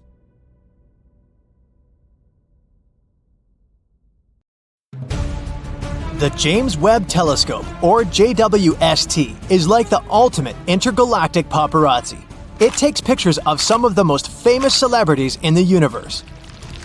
Stars, galaxies, exoplanets, you name it. The James Webb Space Telescope will snap a photo. So if you're a fan of cosmic celebrities, let's take a look at some of these best star-studded photos. The Carina Nebula. The image of the nebula with the beautiful name Carina was published on July 12th. JWST captured a beautiful view of the nebula, located about 7,500 light-years from Earth. Nicknamed the Cosmic Cliffs, it is, in fact, a hotbed of young stars, some of which are several times larger than our Sun. The Carina Nebula is a celestial spectacle located in the southern constellation Carina. It's really huge, approximately 260 light-years across. Massive stars within this nebula are so bright and hot that they create a glowing cloud of gas and dust around them. The Carina Nebula also contains swirling clouds of gas and dust where new stars are being born. The gas collapses under its own weight, becomes hotter and denser, and all this eventually leads to the creation of new stars. However, the Carina Nebula isn't just some peaceful place of star formation.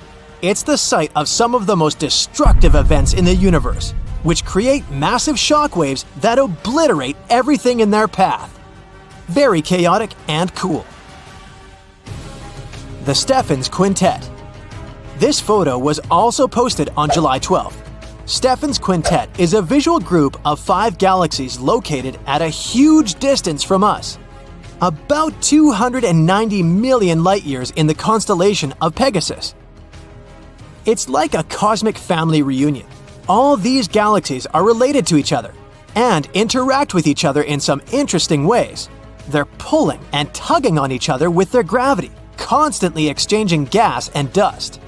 This interaction is causing some of the galaxies to collide and merge, which can create all sorts of cool effects, like bursts of star formation and supernovae. Thanks to JWST, we were able to see shockwaves, tidal tails, and other amazing details about these galaxies. Their interactions create a stunning sight that we can see in this photo. Jupiter. And here's our old giant friend. This image was published by NASA on August 22nd. Jupiter is the largest planet in our solar system, and it's known for its many moons and its beautiful swirling clouds. But it also has a system of rings, just like Saturn, which are made up of tiny particles of dust that orbit the planet. These rings are much smaller and less visible than Saturn's, but they're still pretty neat. Jupiter also has auroras, which are colorful light displays that occur in the planet's atmosphere. They're caused by charged particles from the solar wind interacting with Jupiter's magnetic field. Just like on Earth, they can be seen near the poles of the planet. But these auroras are much brighter and more intense than ours. We can even see this crazy light show from space. And now, we were finally able to capture this dazzling sight. JWST's photo shows the auroras of Jupiter, its rings, and even two moons, Amalthea and Adrastea. It's amazing how bright and clear they are on this photo. The Cartwheel Galaxy. NASA released this image on August 2nd. This photo shows us the Cartwheel Galaxy and its companions. The Cartwheel Galaxy gets its name from its shape. It kind of looks like a cartwheel, doesn't it? This is a giant swirling mass of stars, gas, and dust, which is located in the depths of space. It's shaped like a pinwheel with long spiral arms. These arms are held together by the gravity of the central region, which is home to a supermassive black hole. But the Cartwheel Galaxy is a bit different from its spiral relatives. It has formed when a smaller galaxy collided with a larger one, creating a shockwave that rippled through the gas and dust. We'll definitely have to visit this galaxy someday. It's sure to be a wild ride. Spiral Galaxy M74. And here comes another spiral galaxy. NASA released this image on July 22nd. JWST had to peer through thick layers of dust and gas to see this beautiful star cluster. M74 belongs to a special class of spiral galaxies known as the Grand Design Galaxy. This means that its spiral arms are noticeable and clearly outlined. All sorts of amazing things are happening inside of spiral galaxies. Supernovas, stars being born in clouds of gas and dust, and many other cosmic wonders. The glowing gas and dust, the bright stars, and the swirling patterns of the spiral arms make them some of the most striking objects in the universe. Well, we can clearly see it on the example of M74. The Tarantula Nebula. This image of the nebula with a creepy name Tarantula was published on September 6th. The photo covers as much as 340 light-years across. This is a huge distance. Thanks to this image, astronomers have discovered new young stars that were previously shrouded in dust. The Tarantula Nebula is located 160,000 light-years away from us, in the Large Magellanic Cloud. It's the largest and brightest star-forming region in the local group, the galaxies nearest our Milky Way. It's named after its shape, which looks like a bit like the legs of a big tarantula. It's a vast region of space, about 1,000 light-years across, and it's home to some of the most massive and luminous stars in the universe. One of the reasons why the Tarantula Nebula is interesting to scientists is its composition. Its composition is close to the region of stars of the cosmic noon, the so-called state of our universe when it was only a few billion years old. At that time, star formation was at its peak. Thanks to the Webb telescope, we can study this galaxy better and find out what our universe was like at its peak. Neptune's rings. This photo was published on September 21st, 2022. In this photo, we can even see 6 small moons next to the planet, with Triton shining brightly in the upper left corner. You didn't think it was the sun, did you? And yep, Neptune has rings too. They're like the ultimate cosmic accessory. They add a touch of glamour and style to the planet. But unlike some earthly bling, These rings are made of small particles of dust rather than diamonds and gold. There are 5 known rings around Neptune: the Gall, Leverrier, Lassell, Arago, and Adams rings. Scientists think that these are relatively young, much younger than our solar system and much younger than, for example, Uranus's rings. They were probably created when one of Neptune's inner moons got too close to the planet and was torn apart by gravity. We haven't seen Neptune's rings so brightly since Voyager 2 flew past it back in 1989. So this is a great opportunity to take a closer look at these rings. The Pillars of Creation. This photo was published on October 19th. The Pillars of Creation became famous thanks to the Hubble telescope, but this photo is very lush and much more detailed.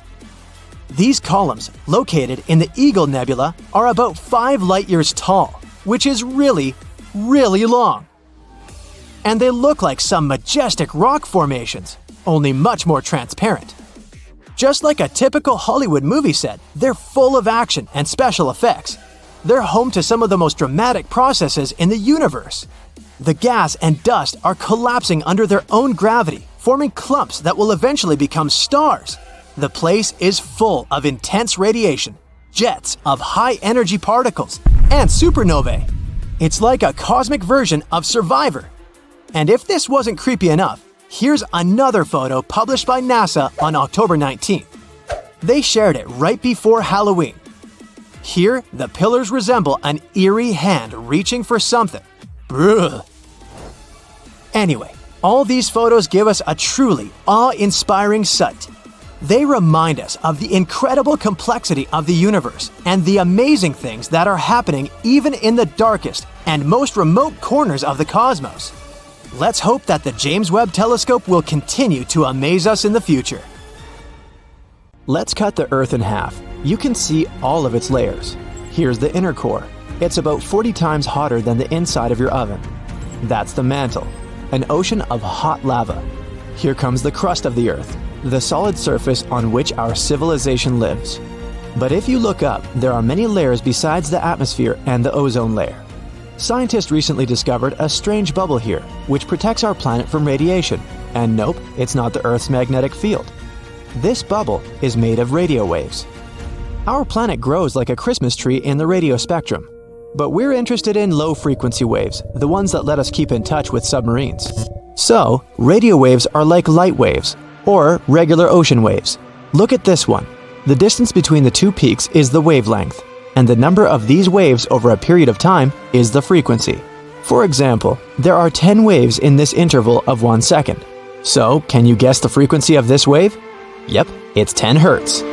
Cell phones use waves with a frequency of 300 to 3000 megahertz. So, add 6 more zeros to that number. But waves of that frequency don't penetrate barriers well. Think of how you lose your cell phone connection when you're driving through a tunnel. That's because there is metal inside.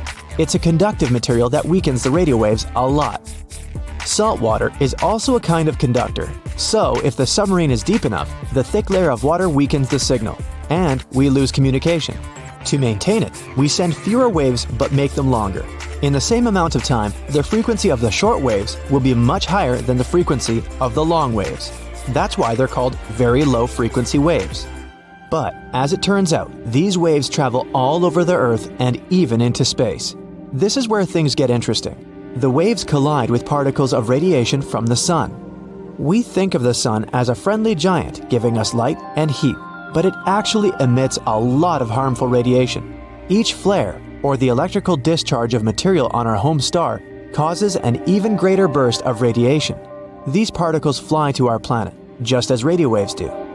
They travel 93 million miles from the Sun to Earth in 8 minutes and crash into our bubble, which acts as a shield. Basically, radiation particles from the Sun accumulate in the radiation belts around the Earth. Our planet's magnetic field traps them, and a recently discovered bubble of very low-frequency waves lies right below this radiation belt. It helps us repel some of the harmful emissions. Analysis of old studies confirmed that the radiation belts used to be much lower and closer to Earth. But when our civilization began to use radio actively, Our waves raised that belt higher. No one expected such an effect from simple radio waves, but it'll give us a way to protect astronauts in the future. When you're on Earth, its magnetic field keeps you safe from radiation. You can physically see it when charged solar wind particles make the air particles at the poles of our planet glow. This is an aurora. Next time you admire this beauty, know that it's actually the Earth saving you from some extremely harmful rays. But if you're outside the Earth's magnetic field, somewhere in space, I have bad news for you. Nothing protects you there. This is a big problem for astronauts who spend months on the International Space Station. Perhaps scientists will learn to create protective bubbles of very low frequency waves around space stations and spacecraft. The same is true for other planets. We're probably going to colonize Mars. There is no magnetic field there, and nothing can protect you from radiation. But if you create an artificial bubble there, you can reduce the harmful radiation. Another invisible bubble protecting us is the atmosphere. It's like a layer cake or an onion. Each level of the atmosphere has its own properties. The lowest layer that we live in is the troposphere. This layer contains 80% of the weight of all the air on the planet. It's also the main place where water vapor lives. And this is where the machine called weather works. The sun sends rays of energy to the Earth. Our planet's surface reflects them and heats the air in the troposphere. This makes it move and change places with the cold air, so all the wind, cyclones, storms, and tornadoes only happen in the troposphere, up to about 7.5 miles high. That's why commercial planes fly at an altitude of around 6 miles. The wind or other bad weather conditions hardly affect this area, and the air here is not as dense as it is down on Earth. Flying 1 mile above sea level is like moving through a biscuit. It's hard, but at a 6-mile altitude, flying feels like moving through light whipped cream. The plane almost feels no resistance, so it's a win-win. They save fuel and keep the passengers safe. A couple of significant downsides are that it's very cold and you can't breathe there. It's cold because there are very few air molecules to absorb heat from the ground and transfer it to each other. You wouldn't be able to breathe here for the same reason. That's why planes are equipped with oxygen masks, just in case. Let's go a little here. This is the stratosphere. There's even fewer air molecules up here, and that's where the weather probes fly. They're the kind of small balloons with computers people use to predict the weather. This part of the atmosphere also contains the well-known ozone layer. This is our shield against harmful ultraviolet radiation. Ozone is almost the same as oxygen, except it has 3 atoms in it. When harmful ultraviolet rays enter our atmosphere, they crash into the O3 molecule. The ray breaks the molecule into O2 and another oxygen atom. The ray itself is converted into heat, but the ozone regenerates quickly. A single oxygen atom joins the O2, and the ozone molecule is ready to protect us again. It's the invisible shield that protects us from radiation. It gave birth to all life on Earth. As our civilization developed, we started to emit freon gas into the atmosphere. We used to fill our old refrigerators with it. A single chlorine atom would detach from a freon molecule when in the air, and then it would bind a single oxygen atom. Now, the ozone can't regenerate like it used to. Fortunately, we banned the use of such harmful gases, and the ozone layer began to regenerate. Scientists expect it to fully recover in the middle of the 21st century. The stratosphere ends at about 31 miles. The next layer is the mesosphere, the coldest of them all. On average, it's about negative 140 degrees Fahrenheit. That's 5 times colder than your freezer. This is the layer of the atmosphere where incoming meteors start to ignite because of friction in the air. Then they will eventually burn up completely. The air here is too thin for airplanes or balloons to fly, but it's still too dense for satellites. So, this layer of the atmosphere is not well studied. The next layer extends from 55 miles above sea level to about 500. That's a little more than the distance between Las Vegas and San Francisco. Kármán line is situated in this layer of the atmosphere. This is the boundary between our planet and space. The thermosphere is where all our spacecraft and satellites fly. It's also home to the International Space Station. The temperature rises extremely. The air here is about 10 times hotter than your oven can produce. It's all due to solar activity. But you would never be able to feel this heat. The air molecules that carry the heat here are so small that you would literally float between them. Imagine a giant pool with only 3 drops of water. That's the thermosphere. And the highest layer of our atmosphere is the exosphere. This is the widest layer of our air bubble. Scientists believe its boundaries are about halfway to the Moon at 120,000 miles. This is the point where the pressure of solar radiation begins to exceed the Earth's gravity. It's still part of our atmosphere. This means that astronauts who went on various space missions and have been on the ISS have actually never left the Earth's atmosphere. The James Webb Telescope, or JWST, is like the ultimate intergalactic paparazzi. It takes pictures of some of the most famous celebrities in the universe. Stars, galaxies, exoplanets, you name it. The James Webb Space Telescope will snap a photo. So if you're a fan of cosmic celebrities, let's take a look at some of these best star-studded photos. The Carina Nebula. The image of the nebula with the beautiful name Carina was published on July 12th. JWST captured a beautiful view of the nebula, located about 7,500 light-years from Earth. Nicknamed the Cosmic Cliffs, it is, in fact, a hotbed of young stars, some of which are several times larger than our Sun. The Carina Nebula is a celestial spectacle located in the southern constellation Carina. It's really huge, approximately 260 light-years across. Massive stars within this nebula are so bright and hot that they create a glowing cloud of gas and dust around them. The Carina Nebula also contains swirling clouds of gas and dust where new stars are being born. The gas collapses under its own weight, becomes hotter and denser, and all this eventually leads to the creation of new stars. However, the Carina Nebula isn't just some peaceful place of star formation. It's the site of some of the most destructive events in the universe, which create massive shockwaves that obliterate everything in their path. Very chaotic and cool. The Stefan's Quintet. This photo was also posted on July 12th. Stefan's Quintet is a visual group of 5 galaxies located at a huge distance from us. About 290 million light-years in the constellation of Pegasus. It's like a cosmic family reunion. All these galaxies are related to each other and interact with each other in some interesting ways. They're pulling and tugging on each other with their gravity, constantly exchanging gas and dust. This interaction is causing some of the galaxies to collide and merge, which can create all sorts of cool effects, like bursts of star formation and supernovae. Thanks to JWST, we were able to see shockwaves, tidal tails, and other amazing details about these galaxies. Their interactions create a stunning sight that we can see in this photo. Jupiter. And here's our old giant friend. This image was published by NASA on August 22nd. Jupiter is the largest planet in our solar system, and it's known for its many moons and its beautiful swirling clouds.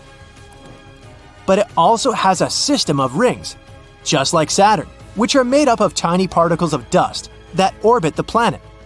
These rings are much smaller and less visible than Saturn's, but they're still pretty neat. Jupiter also has auroras, which are colorful light displays that occur in the planet's atmosphere. They're caused by charged particles from the solar wind interacting with Jupiter's magnetic field. Just like on Earth, they can be seen near the poles of the planet. But these auroras are much brighter and more intense than ours. We can even see this crazy light show from space. And now, we were finally able to capture this dazzling sight. JWST's photo shows the auroras of Jupiter, its rings, and even 2 moons, Amalthea and Adrastea. It's amazing how bright and clear they are on this photo. The Cartwheel Galaxy. NASA released this image on August 2nd. This photo shows us the Cartwheel Galaxy and its companions. The Cartwheel Galaxy gets its name from its shape. It kind of looks like a cartwheel, doesn't it? This is a giant swirling mass of stars, gas, and dust, which is located in the depths of space. It's shaped like a pinwheel with long spiral arms. These arms are held together by the gravity of the central region, which is home to a supermassive black hole. But the Cartwheel Galaxy is a bit different from its spiral relatives. It has formed when a smaller galaxy collided with a larger one, creating a shockwave that rippled through the gas and dust. We'll definitely have to visit this galaxy someday. It's sure to be a wild ride. Spiral Galaxy M74. And here comes another spiral galaxy. NASA released this image on July 22nd. JWST had to peer through thick layers of dust and gas to see this beautiful star cluster. M74 belongs to a special class of spiral galaxies known as the Grand Design Galaxy. This means that its spiral arms are noticeable and clearly outlined. All sorts of amazing things are happening inside of spiral galaxies. Supernovas, stars being born in clouds of gas and dust, and many other cosmic wonders. The glowing gas and dust, the bright stars, and the swirling patterns of the spiral arms make them some of the most striking objects in the universe. Well, we can clearly see it on the example of M74. The Tarantula Nebula. This image of the nebula with a creepy name Tarantula was published on September 6th. The photo covers as much as 340 light-years across. This is a huge distance. Thanks to this image, astronomers have discovered new young stars that were previously shrouded in dust. The Tarantula Nebula is located 160,000 light-years away from us, in the Large Magellanic Cloud. It's the largest and brightest star-forming region in the local group, the galaxies nearest our Milky Way. It's named after its shape, which looks like a bit like the legs of a big tarantula. It's a vast region of space, about 1,000 light-years across, and it's home to some of the most massive and luminous stars in the universe. One of the reasons why the Tarantula Nebula is interesting to scientists is its composition. Its composition is close to the region of stars of the cosmic noon, the so-called state of our universe when it was only a few billion years old. At that time, star formation was at its peak. Thanks to the Webb telescope, we can study this galaxy better and find out what our universe was like at its peak. Neptune's rings. This photo was published on September 21st, 2022. In this photo, we can even see 6 small moons next to the planet, with Triton shining brightly in the upper left corner. You didn't think it was the sun, did you? And yep, Neptune has rings too. They're like the ultimate cosmic accessory. They add a touch of glamour and style to the planet. But unlike some earthly bling, these rings are made of small particles of dust, rather than diamonds and gold. There are 5 known rings around Neptune: the Gall, Leverrier, Lassell, Arago, and Adam's rings. Scientists think that these are relatively young, much younger than our solar system, and much younger than, for example, Uranus's rings. They were probably created when one of Neptune's inner moons got too close to the planet and was torn apart by gravity. We haven't seen Neptune's rings so brightly since Voyager 2 flew past it back in 1989. So this is a great opportunity to take a closer look at these rings. The Pillars of Creation. This photo was published on October 19th. The Pillars of Creation became famous thanks to the Hubble telescope, but this photo is very lush and much more detailed. These columns, located in the Eagle Nebula, are about 5 light-years tall, which is really, really long. And they look like some majestic rock formations, only much more transparent. Just like a typical Hollywood movie set, they're full of action and special effects. They're home to some of the most dramatic processes in the universe. The gas and dust are collapsing under their own gravity, forming clumps that will eventually become stars. The place is full of intense radiation, jets of high-energy particles, and supernovae. It's like a cosmic version of Survivor. And if this wasn't creepy enough, Here's another photo published by NASA on October 19th. They shared it right before Halloween. Here, the pillars resemble an eerie hand reaching for something. Bruh. Anyway, all these photos give us a truly awe-inspiring sight. They remind us of the incredible complexity of the universe and the amazing things that are happening even in the darkest and most remote corners of the cosmos. Let's hope that the James Webb Telescope will continue to amaze us in the future. They aren't supposed to exist. No one expected to find them. Scientists can't explain how they formed. And still, the James Webb Space Telescope has found them.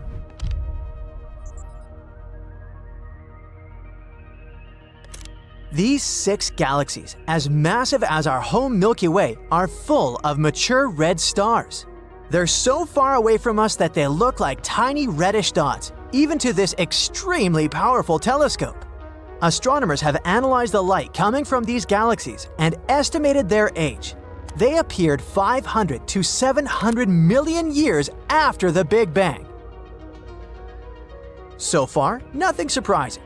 Galaxies that young aren't exactly rare. Scientists think that our first star clusters could have sprung up soon after the universe left the so-called Dark Ages. Those were the first 400 million years of its existence. At that time, only a thick fog of hydrogen atoms filled the cosmos. What is extremely bizarre about these galaxies is their tremendous size and the age of the stars inhabiting them.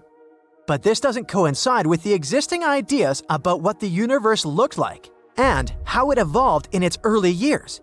Plus, it doesn't match with earlier observations made by the Hubble Space Telescope, Wave's less powerful predecessor. So, according to scientists, what are early galaxies supposed to look like? The answer is simple: young and small. And indeed, previously, most early universe galaxies we found were just space babies, blue and small.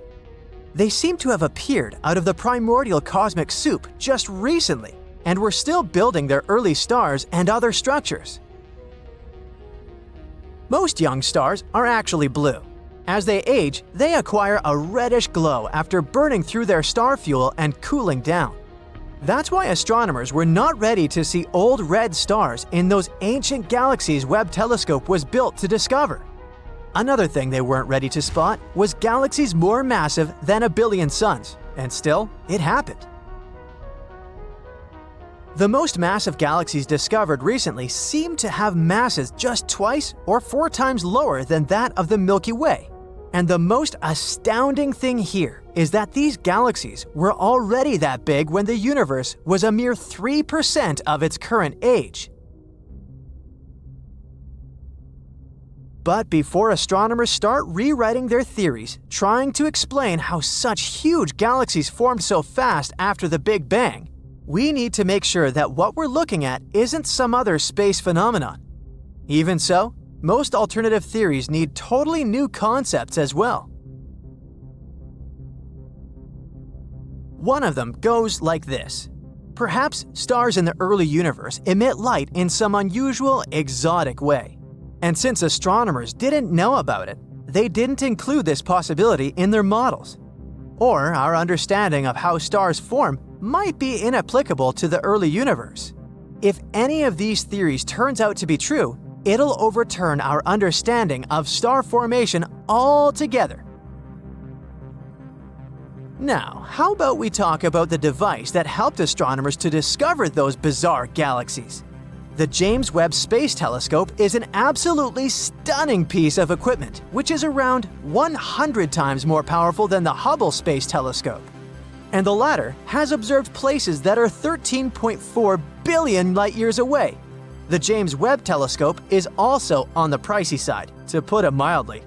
Even though originally, the cost of the telescope was estimated to be just $1 to $3.5 billion. The whole development process cost around $10 billion. For comparison, it cost NASA $4.7 billion to build and launch the Hubble telescope. It was another $1.1 billion to fix it in orbit. Even though the James Webb Space Telescope itself is 3 stories high and the size of a tennis court, its mirrors are the lightest large telescope mirrors of all time.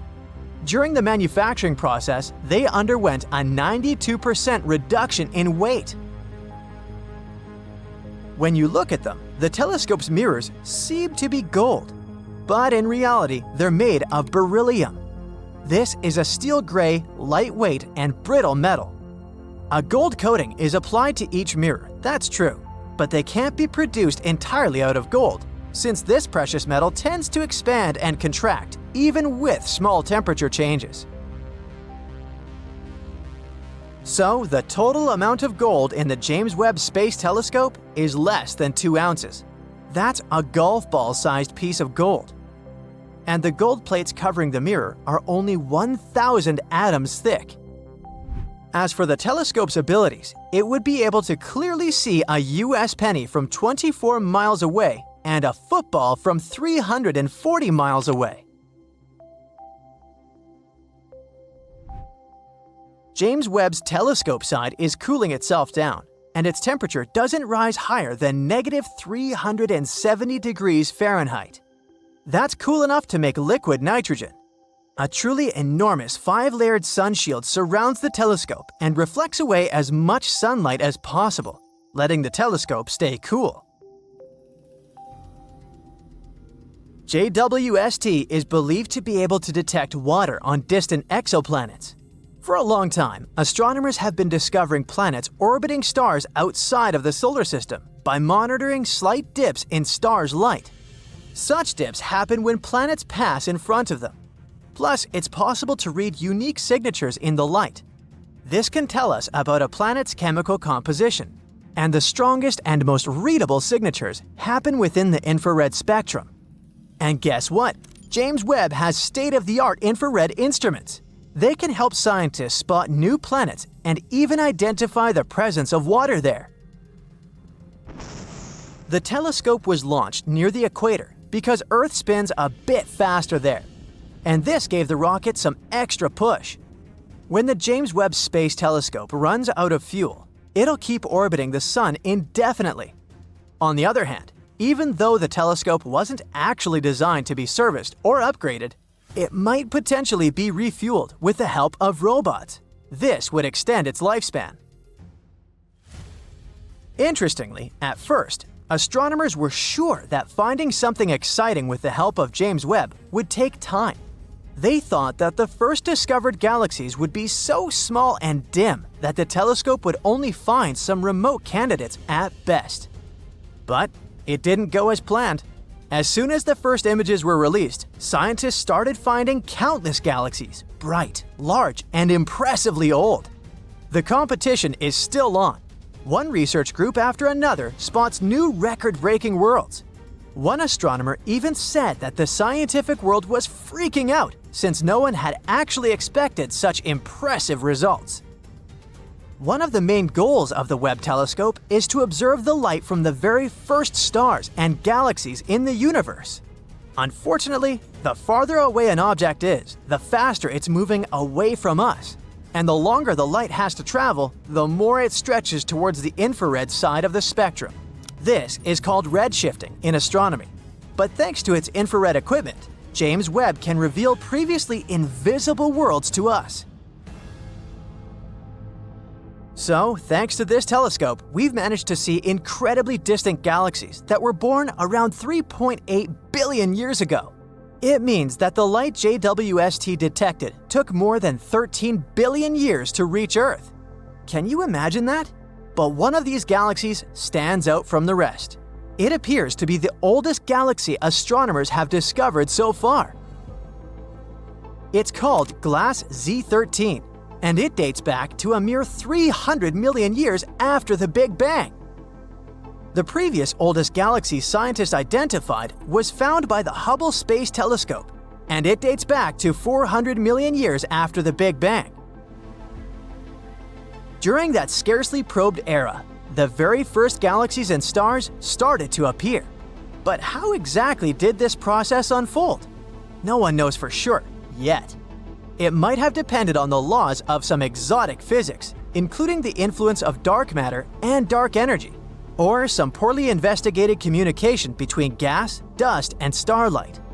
With the help of the Webb telescope, scientists can now test their theories about what was happening out there after the birth of the universe.